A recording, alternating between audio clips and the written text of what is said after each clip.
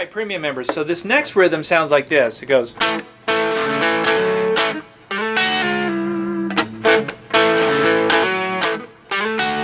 It goes to the D part.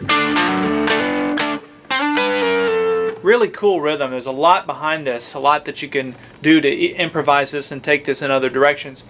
But the first thing we're going to do is we're going to find our home bass. Now, in the previous lick, or in the previous video, I showed you to my home bass was here, playing an A major bar chord by barring the 5th fret. Well, in this case, our home bass, in my mind anyway, is going to be down here in first position, just an A chord in first position. It's where you bar the 2nd fret, or the first 4 strings on the 2nd fret, and you play strings 5, 4, 3, and 2. So that's an A chord down here. So now the way we're going to start this thing is with an upstroke on strings 3 and 4, like that. Now that may be difficult to do if you're new to playing, but it's something you can do with some practice. So you're just going to want to make sure your pick is already kind of dug in to where in resting on the 3rd fret, and when you do an upstroke, you're just kind of ending the sound. And the way I'm actually ending it, now that I analyze it, is it's actually happening here. I'm releasing the fretting here with my left hand, which makes it, which kind of truncates the sound. Okay, so that's the first lick. Now, before we move on, let me show you how you count this in. So when you count, we're going to do just like we did in the previous video, 1 and 2 and 3 and 4 and. But we're going to come in, this comes in on the and of 4. So we go 1 and 2 and 3 and 4 and. See how it comes in just ahead of the beat. The beat starts on a 1, but we're coming in on the and of 4 on the right before it. 1 and 2 and 3 and 4 and.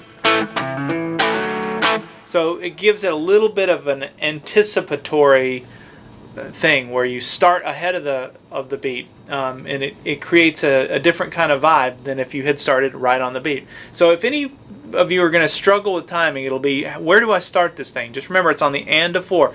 Break it down. Don't feel that you have to play this up to tempo in the beginning. Just try and tap your foot and count that in. 1 and 2 and 3 and 4 and. Alright, so once you get that count in for that first note, the next note is exactly the same. It's on the 2nd fret, strings 3 and 4. It's another upstroke. So it's an upstroke and then an upstroke. And then after that upstroke, you go play this little lick here. And what I'm doing for that, after the upstroke, I'm going to take my middle finger and go down on the 3rd fret, 5th string. And then I'm going to hammer on with my ring finger, keeping the bar down the whole time, by the way. That goes down on the 4th fret, 5th string. So not hard to do. Then I'm going to play strings 3 and 4 again, right behind this bar. And then I'm going to hammer on up here to the 4th fret, 4th string. And then take the hammer off, or my finger off, and play strings 3 and 4 again. So you can see that bar stays down the whole time. That's why that's sort of your anchor. Pretty cool. Just practice that. 1 and 2 and 3 and 4 and. Okay? Now the next thing that happens is this little bluesy harmonized lead thing.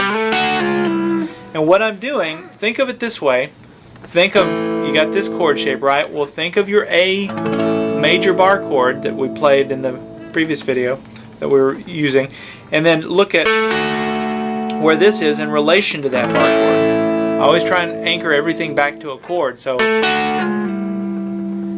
that'll help you, because when you are playing this chord and you're playing blues, and even if you're not playing this exact rhythm, now you've got something. So let's say it's in B.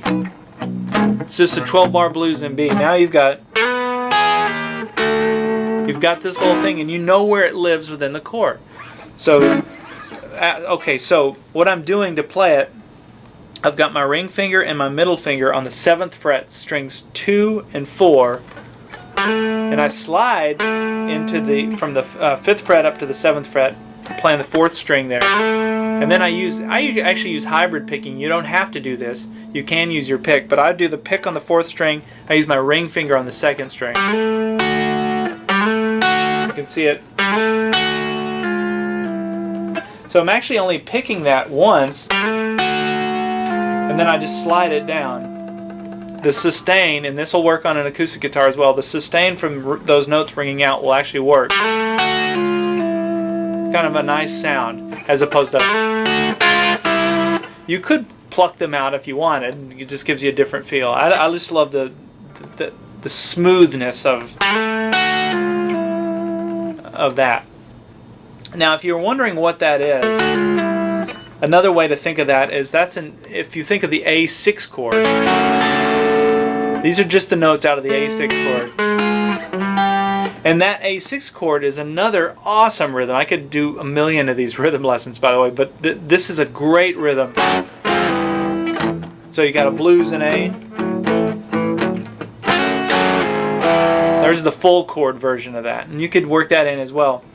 And to make that, you've got a D7 chord shape right here. Think of D7 in first position. You've got your ring finger and your pinky on the 7th fret, strings 2 and 4. You got your middle finger down on the 6th fret, 3rd string, and then your index finger on the 5th fret, 1st string. And that's a slidable chord. You could slide it down 2 frets.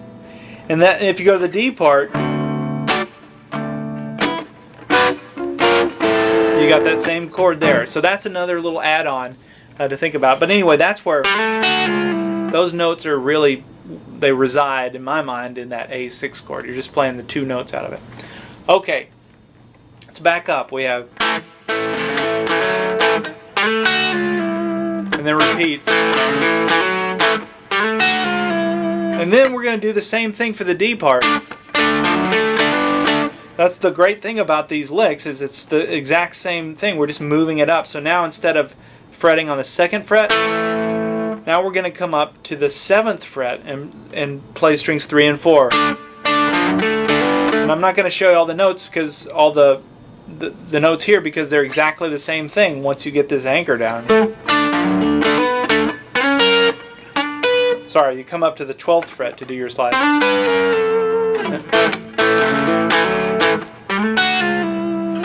Now, think about, here's another thing, is always remember, tie it back to a chord. Don't just let this be free-floating. How does this work over a D? Well, here's your D chord. And it's using that A chord shape, right? We're just sliding it up. So then when we go to the 5 chord and we go to the E, it looks like this. So then where would that lick be? Well, it's right here. So you can see that when I'm playing that little upstroke, I'm just playing the notes out of the chord. 2 notes out, so you don't have to make the whole chord. And